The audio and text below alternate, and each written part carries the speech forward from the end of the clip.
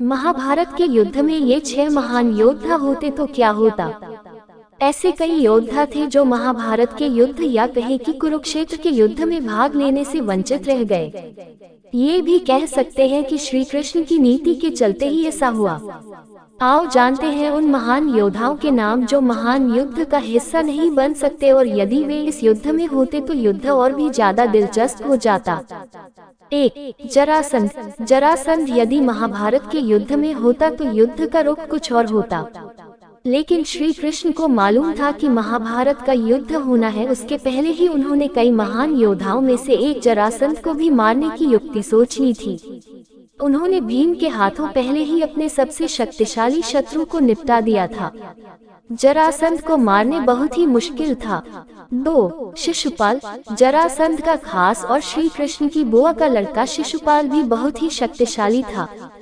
श्री कृष्ण ने प्रण किया था कि मैं शिशुपाल के 100 अपमान क्षमा करूंगा, अर्थात उसे सुधरने के 100 मौके दूंगा। शिशुपाल रुक्मणी से विवाह करना चाहता था। रुक्मणी के भाई रुक्म का वो परम मित्र था। रुक्म अपनी बहन का विवाह शिशुपाल से करना चाहता था और रुक्मणी के माता पिता रुक्मणी का विवाह श्री कृष्ण के साथ करना चाहते थे, लेकिन रुक्म ने शिशुपाल के साथ रिश्ता तय कर विवाह की तैयारियां शुरू कर दी थी। कृष्ण रुक्मणी का हरण कर ले आए थे, तभी से शिशुपाल कृष्ण का शत्रु बन बैठा। श्री कृष्ण ने उसके 100 अपराध के बाद उसका वध कर दिया था। 3. एकलव्य। महाभारत काल में प्रयाग इलाहाबाद के तटवर्ती प्रदेश में सुदूर तक फैला श्रृंगवरपुर राज्य निषादराज हिरण्यधनु का था। गंगा के तट पर अवस्थित श्रृंगवरपुर उसकी सुदृढ़ राजधानी थी। हिरण्यधनु की मृत्यु के बाद एकलव्य वहां का राजा बना। विष्णु पुराण और हरिवंश पुराण के अनुसार एकलव्य अपनी विस्तारवादी सोच के चलते जरासंध से जा मिला था। जरासंध की सेना की तरफ से उसने मथुरा पर आक्रमण करके एक बार यादव सेना का लगभग सफाया कर दिया था। बाद में उसका युद्ध श्री कृष्ण से हुआ और वह मारा जाता है। 4. बलराम। भगवान कृष्ण के बड़े भाई बलराम ने श्री कृष्ण को कई बार समझाया कि हमें युद्ध में शामिल नहीं होना चाहिए, क्योंकि दुर्योधन और अर्जुन दोनों ही हमारे मित्र हैं। ऐसे धर्म संकट के समय दोनों का ही पक्ष न लेना उचित होगा।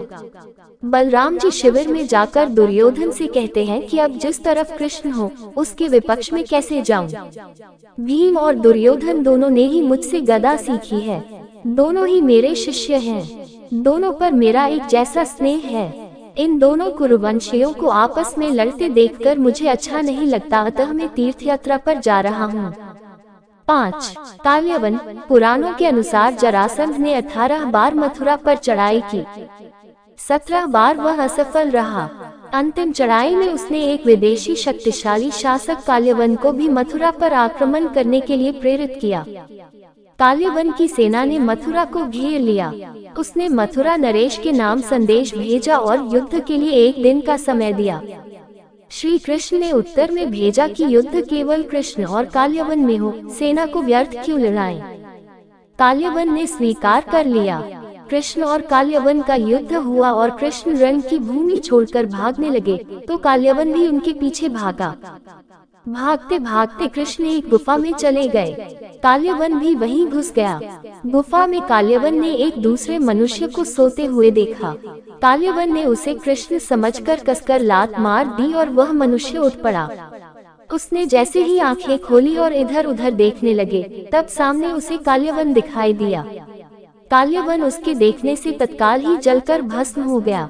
काल्यवन को जो पुरुष गुफा में सोए मिले वे इक्ष्वाकु वंशी महाराजा मांधाता के पुत्र राजा मुचुकुंद थे, जो तपस्वी और प्रतापी थे। 6. बर्बरीक। बर्बरीक दुनिया का सर्वश्रेष्ठ धनुर्धर थे।